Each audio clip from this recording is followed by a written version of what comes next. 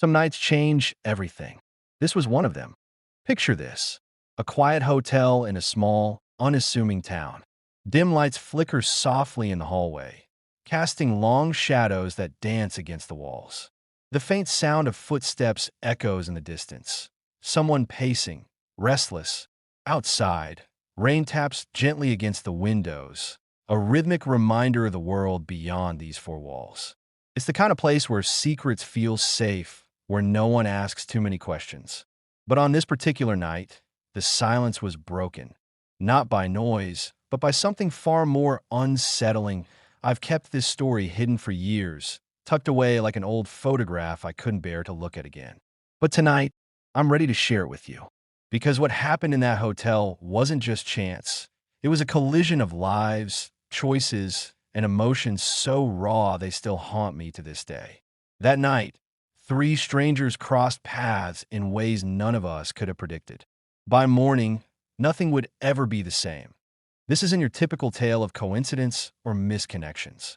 It's about love, the kind that sneaks up on you when you least expect it. It's about secrets, buried deep but never truly forgotten. And it's about choices, those pivotal moments that define who we are and who we become. You'll hear how fate brought these three strangers together under one roof, and how their stories intertwined in ways that will leave you questioning the boundaries of trust, desire, and redemption. That'd be why the end of this video, you'll not only understand the events of that unforgettable night, but also see how sometimes the smallest encounters can shape our lives in monumental ways. Whether you're here for the mystery, the emotion, or simply the thrill of a good story, I promise you won't regret staying until the very last word. But before we dive into the details, let me take you back to where it all began, to the moment I first stepped foot into that hotel. What I didn't know then was that my arrival wasn't just another chapter in my life. It was the start of something extraordinary. Welcome to the channel, by the way. If you're new here, consider subscribing because we specialize in stories like this, ones that stay with you long after the screen goes dark. So buckle up, hit that notification bell, and get ready to uncover the truth behind one hotel, three strangers, and a night I can never forget. The drive to the hotel had been long, lonely, and drenched in rain. I wasn't sure why I'd chosen this particular place, a crumbling relic of a building tucked away on the edge of sleepy town, but something about its faded charm called to me. Or maybe it was desperation. I'd left behind more than just my apartment when I packed my bags that morning. I was running from questions I didn't want to answer, memories I couldn't face, and a life that felt like it was closing in around me. Work was the excuse, but truthfully, I needed an escape. A fresh start, even if it was only for a night. When I stepped out of my car, the cold air hit me like a slap, sharp and unrelenting. The hotel loomed ahead, its once grand facade now marred by peeling paint and cracked windows. The sign above the entrance buzzed faintly, flickering between vacancy and a dim red blur. It looked like the kind of place where time forgot to move forward, frozen somewhere between the 1970s and yesterday. As I dragged my suitcase up the creaky steps, I wondered what, or who, I'd find inside. The lobby was exactly as I'd imagined it would be: tired, worn, and eerily silent. Faded floral wallpaper peeled at the edges, revealing patches of damp plaster beneath. An old grandfather clock stood in the corner, its pendulum still, as though even time itself had given up here. The furniture, mismatched armchairs, and a sagging couch, looked like they'd seen better days decades ago. A single overhead light bulb flickered weakly, casting jittery shadows across the room. Behind the reception desk sat a young woman, scrolling through her phone, her expression one of pure boredom. She barely glanced up as I approached. "Checking in?" she asked flatly, not bothering to mask her disinterest. "Yes," I replied, sliding my ID across the counter. Her fingers tapped lazily on the keyboard as she processed my information. While I waited, my eyes wandered around the room, taking in every detail. That's when I noticed him in the far corner of the lobby, partially hidden by a potted plant that had seen better days, sat a man reading a book. At first glance, he seemed ordinary enough. Dark hair, clean-shaven, dressed in a tailored coat that looked far too expensive for this dump. But there was something off about him, something that made him stand out like a diamond in a pile of gravel. He didn't belong here, not in this dingy little hotel, surrounded by broken furniture and stale air. Yet there he was, sitting perfectly still, his legs crossed, his posture impeccable that I tried not to stare, but I couldn't help myself. There was an elegance to him, a quiet confidence that radiated even from across the room. His book, a hardcover with a plain black spine, rested open in his hands, though I doubted he was actually reading it. Every few seconds, his gaze would lift slightly, scanning the room before returning to the page. It was subtle, almost imperceptible, but gave me the distinct impression that he wasn't fully engrossed in the story. No, he was waiting for something or someone. "There you go," the receptionist said abruptly, snapping me back to reality. She slid a key card across the counter, along with a slip of paper bearing my room number. "Third floor, last door on the right." "Thanks," I muttered, stuffing the items into my pocket. As I turned to leave, I caught another glimpse of the man in the corner. This time, our eyes met briefly. His were dark, unreadable, and yet strangely familiar, as though we'd crossed paths before in some distant, forgotten moment. He didn't smile or nod. He simply watched me for a second longer than felt comfortable, then returned his attention to his book. Back outside the lobby, I paused under the awning to collect my thoughts. The rain had slowed to a drizzle, but the chill lingered, seeping into my bones. I should have felt relieved to be here, safe from whatever storm I'd been fleeing. Instead, I felt uneasy, as though the weight of the world had followed me inside those walls. My mind raced with fragments of the day's events, the argument I'd walked away from, the text messages I hadn't replied to, the hollow ache in my chest that no amount of distance could erase. And then there was him, the man in the corner. Who was he? What was he doing here? Why did he seem so out of place? I shook my head, trying to dismiss the thought. It wasn't my business. Besides, I had my own problems to deal with. Still, I couldn't shake the feeling that his presence meant something. That maybe, just maybe, our paths weren't supposed to cross by accident. Little did I know, our paths were about to collide in ways I couldn't imagine. The elevator ride to my room was short but suffocating. The air inside felt stale, tinged with the faint smell of mildew, and something metallic I couldn't quite place.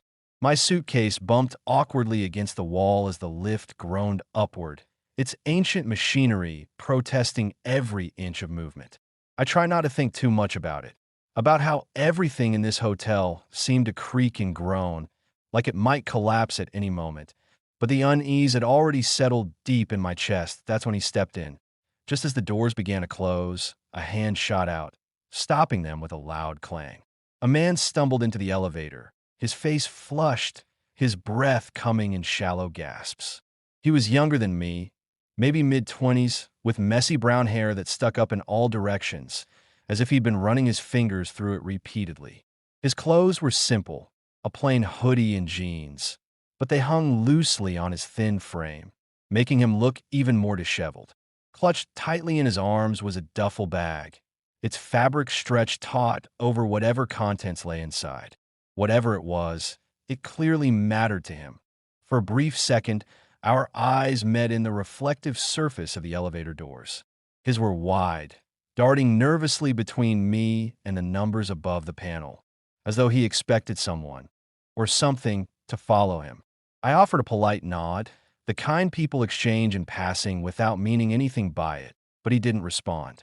Instead, he shifted uncomfortably, adjusting the strap of his bag and avoiding eye contact altogether. The silence stretched thick and heavy between us, broken only by the rhythmic hum of the elevator ascending floor by floor.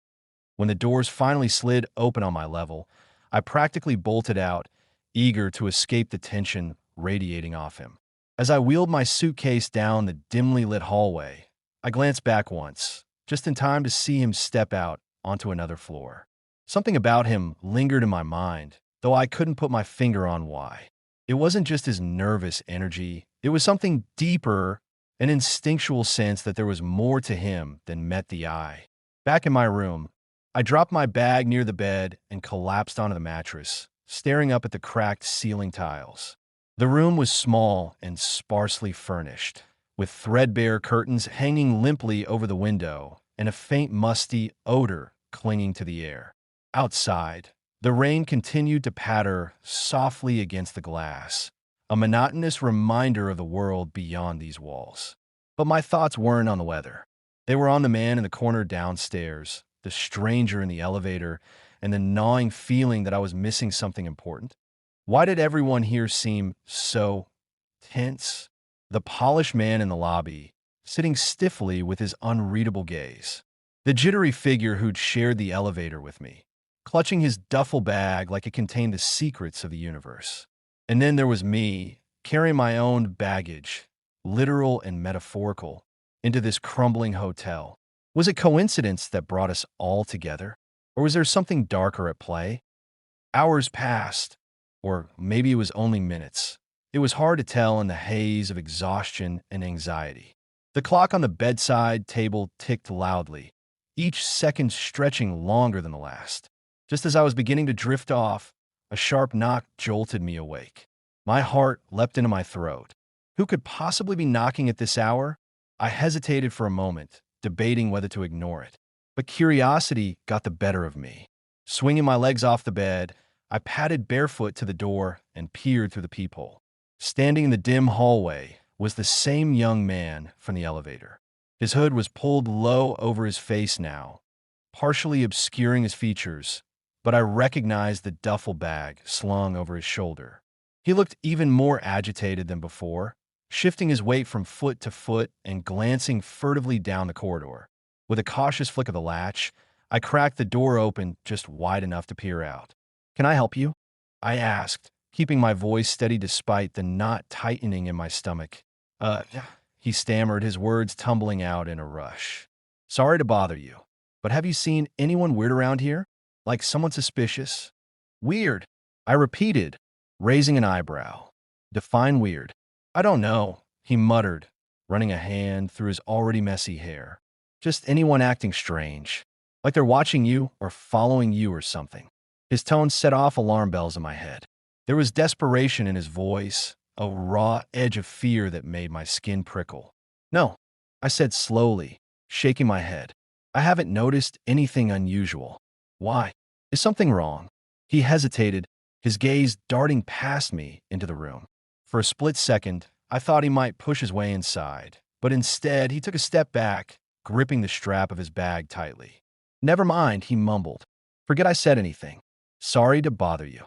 Before I could press further, he turned and hurried away, disappearing into the shadows of the hallway. I closed the door quickly, locking it behind me, and leaned against it, my pulse racing. What had that been about? Was he paranoid? Scared? Or was there really someone, or something, he was trying to avoid? My mind raced with possibilities. If he was looking for someone suspicious, who exactly was he referring to? Could it be the man in the lobby? Or was there someone else lurking in the hotel? Unseen and unknown? The questions swirled endlessly, each one more unsettling than the last. I stood there, replaying the encounter in my head. A chilling realization washed over me. This wasn't just about him. It wasn't just about the other strangers I'd encountered tonight. There was something bigger happening here, something I couldn't yet fully grasp. And as I closed the door and sank back onto the bed, I realized something else. I wasn't the only one keeping secrets. The next morning came too quickly, dragging me out of restless sleep with the pale gray light filtering through the thin curtains. I'd spent most of the night lying awake, replaying every detail from the previous evening. The polished man in the lobby, the nervous stranger at my door, the unanswered questions swirling in my mind like storm clouds. Sleep had been elusive, and when it finally came, it was fitful and shallow, punctuated by dreams that felt more like memories I couldn't quite grasp. By the time I dragged myself out of bed, the rain had stopped, leaving behind a damp chill that seeped into the bones of the old hotel. My stomach growled insistently, reminding me I hadn't eaten since before arriving. With no other plans and nowhere else to go, I decided to venture down to the cafe for breakfast. It wasn't much, a cramped little space tucked off the main lobby, but smelled faintly of coffee and burnt toast, which was enough to lure me in.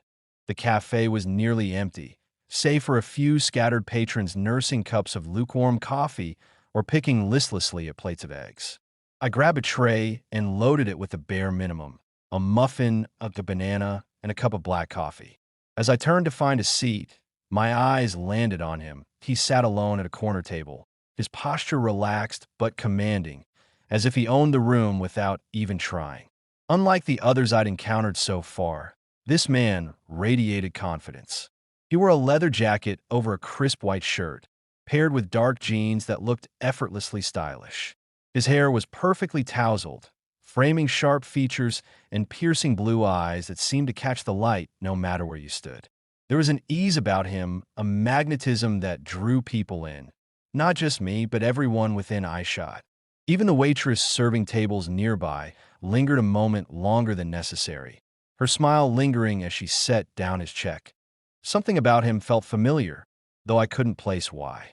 Maybe it was the way he carried himself, or maybe it was the sense that he, too, didn't quite belong here.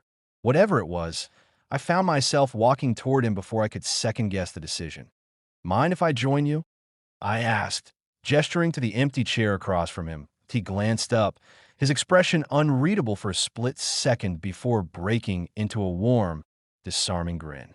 "Not at all," he said smoothly, motioning for me to sit.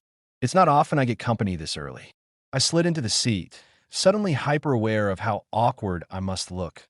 Mismatched clothes, unkempt hair, clutching a sad little tray of mediocre breakfast food. But he didn't seem to notice, or if he did, he was too polite to mention it. Instead, he leaned back slightly, sizing me up with an amused glint in his eye. "So," he began, his voice low and melodic, "what brings you to this charming establishment?" I shrugged, taking a sip of my coffee to buy myself a moment. "Just passing through," I replied vaguely. "What about you?" His lips curved into a smirk, as if he knew I was dodging specifics. "Same, I suppose, though I'm actually looking for someone." "Oh," I raised an eyebrow, intrigued despite myself. "Anyone I might know?" He chuckled softly, shaking his head. "Doubtful, but they're important to me. Let's leave it at that." The way he said it, casual yet deliberate, made me think there was more to the story. Was he searching for one of the other strangers?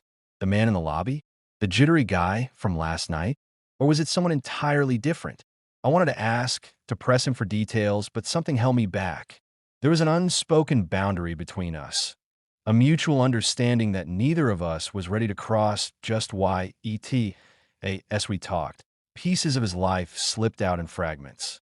He mentioned traveling extensively, living out of suitcases in hotels like this one. He spoke fondly of cities I'd never visited and experiences I could only dream of having. Yet beneath the charm and charisma, there was a shadow, a flicker of sadness or longing that surfaced whenever he paused, as though he were holding something back. Something significant that, at one point, a waiter passed by, dropping off a plate at a nearby table. The clatter of dishes momentarily drowned out our conversation, but as the noise faded, I caught snippets of hushed voices from across the room. Two men were speaking in low tones, their words indistinct but urgent. One of them glanced toward our table, then quickly looked away. My pulse quickened. Had they been talking about us? When I turned back to my companion, he was watching me intently, his expression unreadable. "You okay?" he asked, tilting his head slightly. "Yeah," I lied, forcing a smile. "Just thought I heard something." He nodded slowly, his gaze drifting past me to scan the room. For a brief moment, his mask slipped, revealing a flicker of tension I hadn't noticed before. Then, just as quickly, it was gone, replaced by his usual calm demeanor.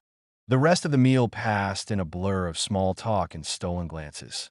Every time someone entered or exited the cafe, I felt my nerves tighten, convinced they were somehow connected to everything unfolding around me.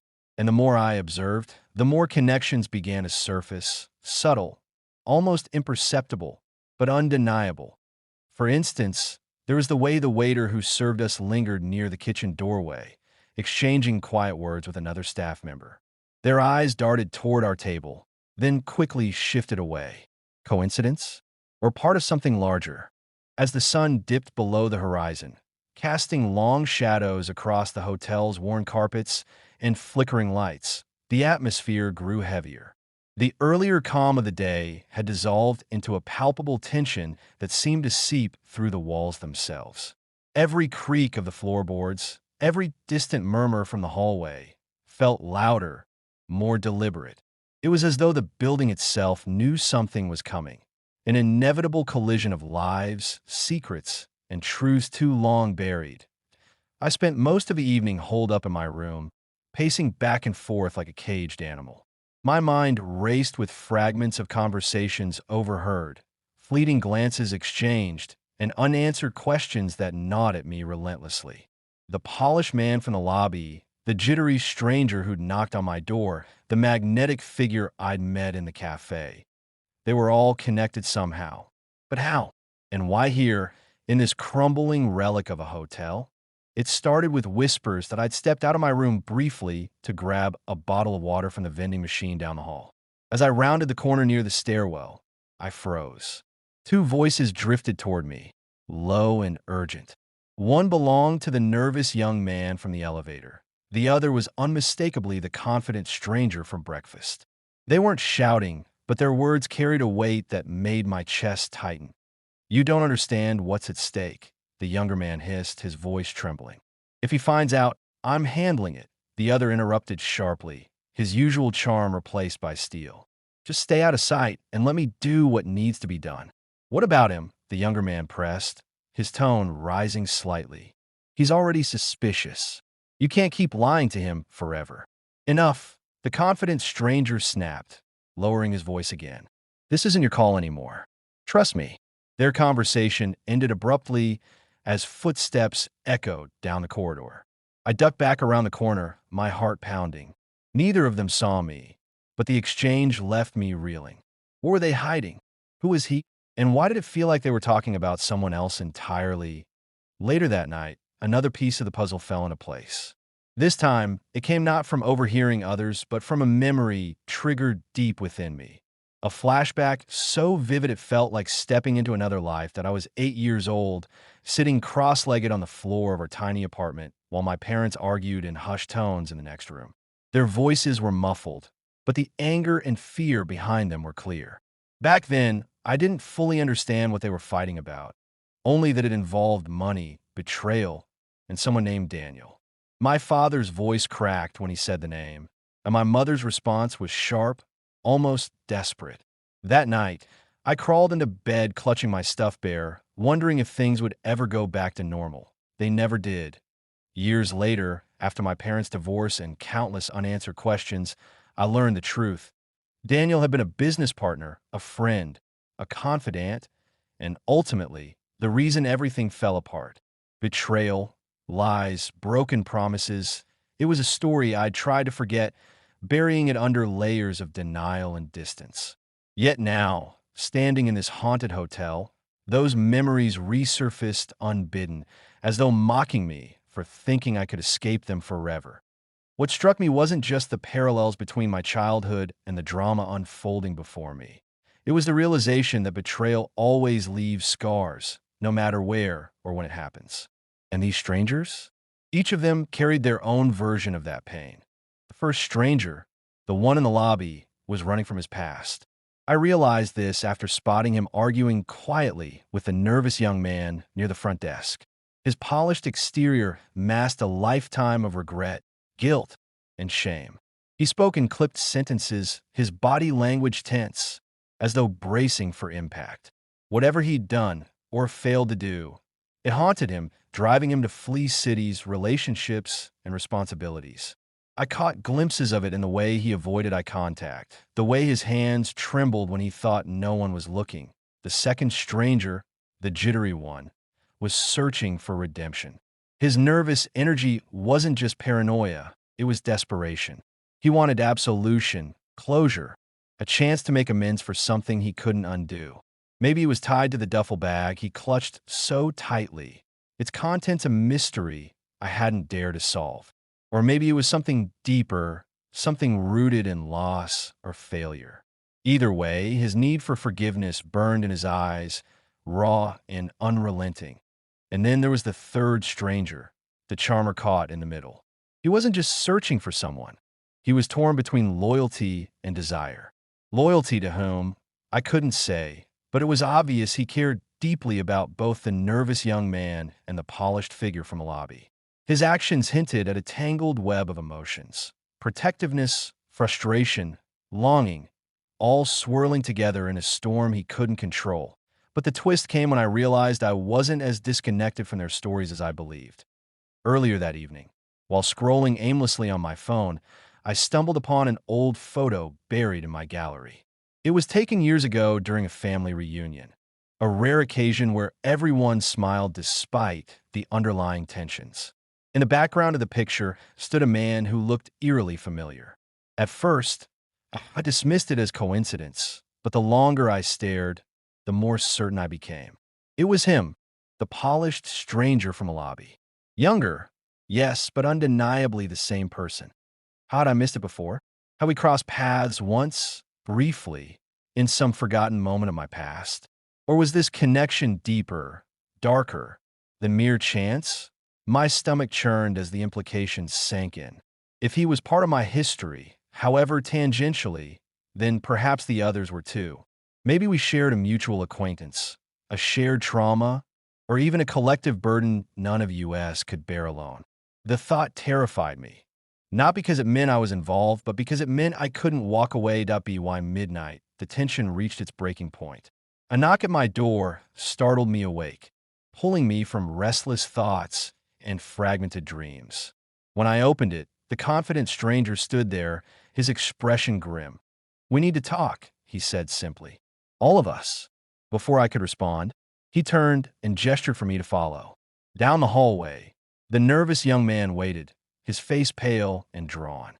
Behind him, the polished figure emerged from the shadows, his jaw clenched tightly. Together, we moved silently toward an empty conference room on the ground floor, its dim lighting casting eerie silhouettes across the wall. As the door clicked shut behind us, sealing us inside, I felt the weight of inevitability settle over me. Whatever happened next, whatever truths came to light, nothing would ever be the same again. The air in the hotel room was thick with unspoken tension as all three strangers filed inside, their movements hesitant yet deliberate. The polished man from the lobby stood near the window, his arms crossed tightly over his chest, his gaze fixed on the floor. The nervous young man hovered by the door, his duffel bag clutched to his chest like a shield. And the confident stranger, the one who had brought us here, stood in the center of the room, his presence commanding but tinged with an edge of desperation that I closed the door behind me, the soft click echoing unnaturally loud in the silence. For a moment, no one spoke.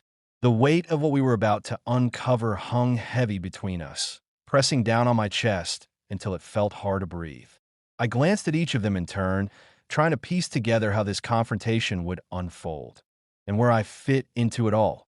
Finally, the confident stranger broke the silence. "We can't keep running," he said, his voice steady but laced with emotion. "It's time to face this." "Face what?" The nervous young man snapped, his voice trembling. "You think dragging us into this is going to fix anything? You've already ruined enough." The polished man flinched at the accusation, his jaw tightening. He opened his mouth to respond, but stopped himself, shaking his head instead. Whatever battle raged within him was etched plainly across his face, a mix of guilt, regret, and something deeper that I couldn't quite name. "This isn't just about you," the confident stranger shot back, stepping closer to the younger man. "You don't get to decide when it's over, not after everything we've been through." "And whose fault is that?" The nervous man shot back, his voice rising. "You promised me answers, Daniel. You swore you'd make things right." My breath caught in my throat. Daniel. The name hit me like a punch to the gut, pulling me back to memories I tried so desperately to bury. This wasn't just some random coincidence anymore. These people weren't strangers. They were fragments of a puzzle I hadn't realized I was part of.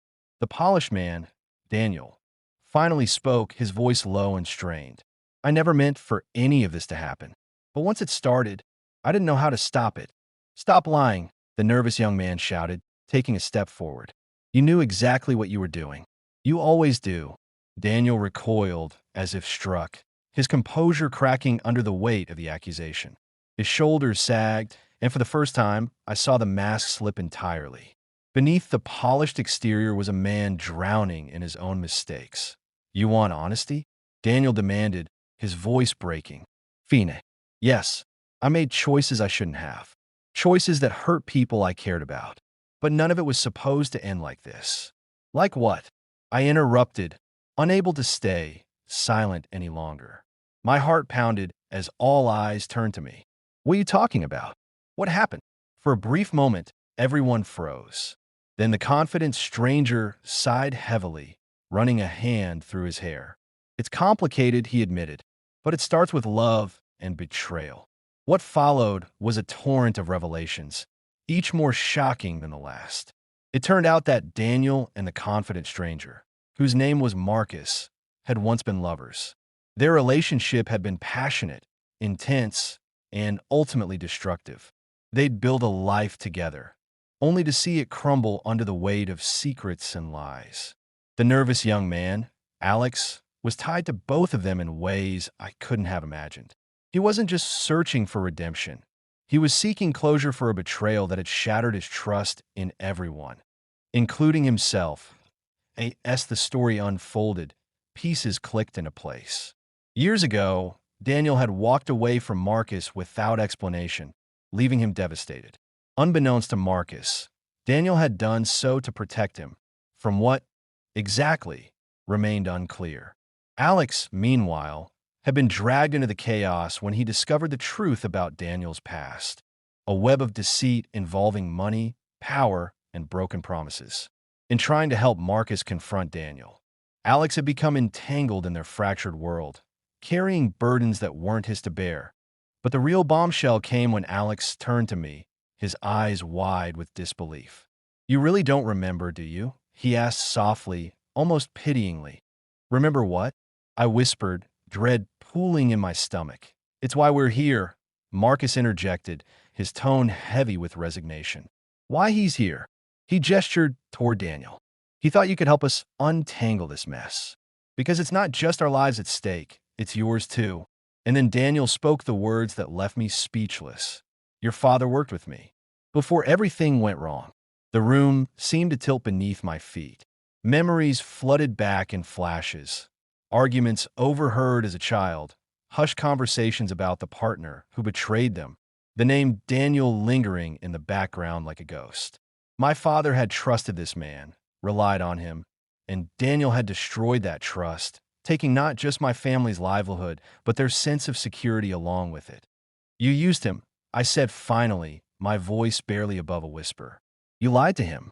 To all of us. I didn't mean to, Daniel replied, his voice raw with emotion. I thought I was protecting everyone. Instead, I ruined everything. The confession hung in the air, heavy and suffocating. For a long moment, no one moved. Then Alex stepped forward, his expression conflicted. So now what? He asked, looking between us. Do we forgive? Forget? Or do we let this destroy us completely? It was Marcus who answered, his voice firm despite the pain etched across his face. We find a way to move forward. Together. Even if it means starting over. His words struck a chord deep within me. Despite everything, despite the anger, the betrayal, the years lost, I realized they were right. None of us could change the past, but we could choose how to carry its weight. When the dust settled, I realized how much that night had changed me.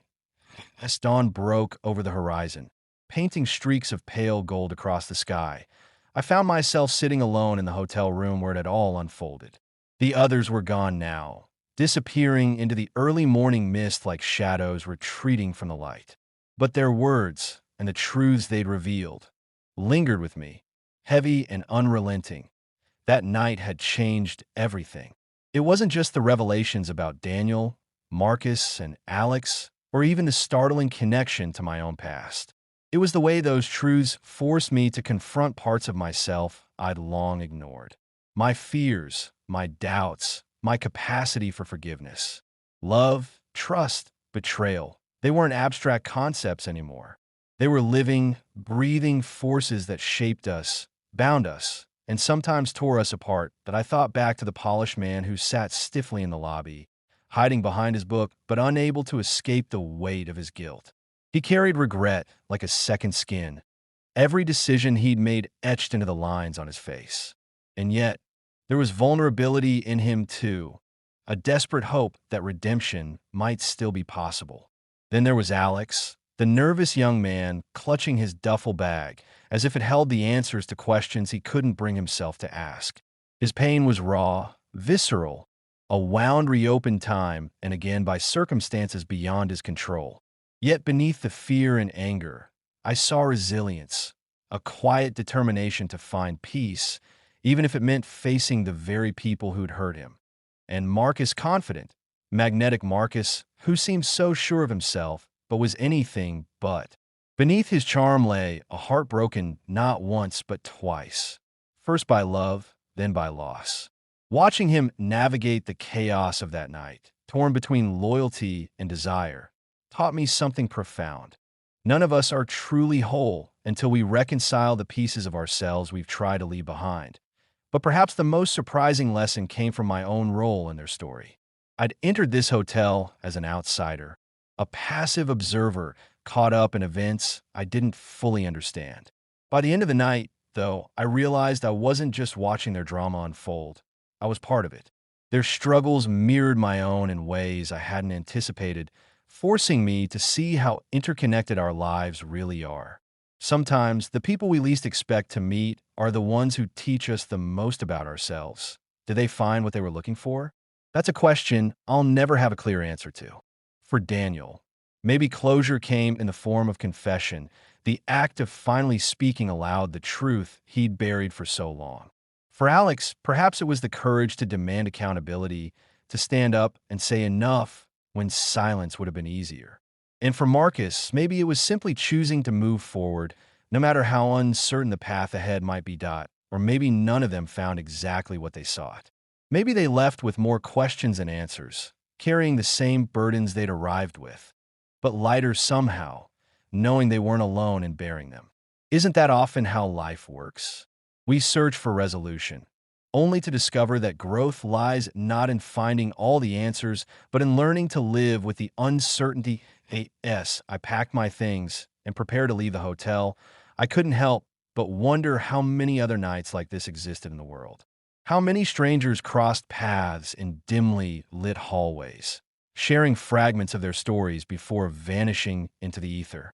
How many secrets went untold, how many connections remained unmade. If you've ever experienced a night like mine, a night that changed everything, I want to hear about it. Share your story in the comments below, because while these moments may feel isolating in the moment, they remind us of one universal truth. We're all connected, whether we realize it or not. Our choices ripple outward, touching lives in ways we can't predict. And sometimes, those ripples bring us exactly where we need to be, even if we don't understand why at the time. Thank you for joining me on this journey. If you enjoyed this video, consider subscribing for more stories that dig deep into the human experience. Until next time, keep searching for meaning in the unexpected. After all, it's often in the most unlikely places that we find the answers we've been looking for.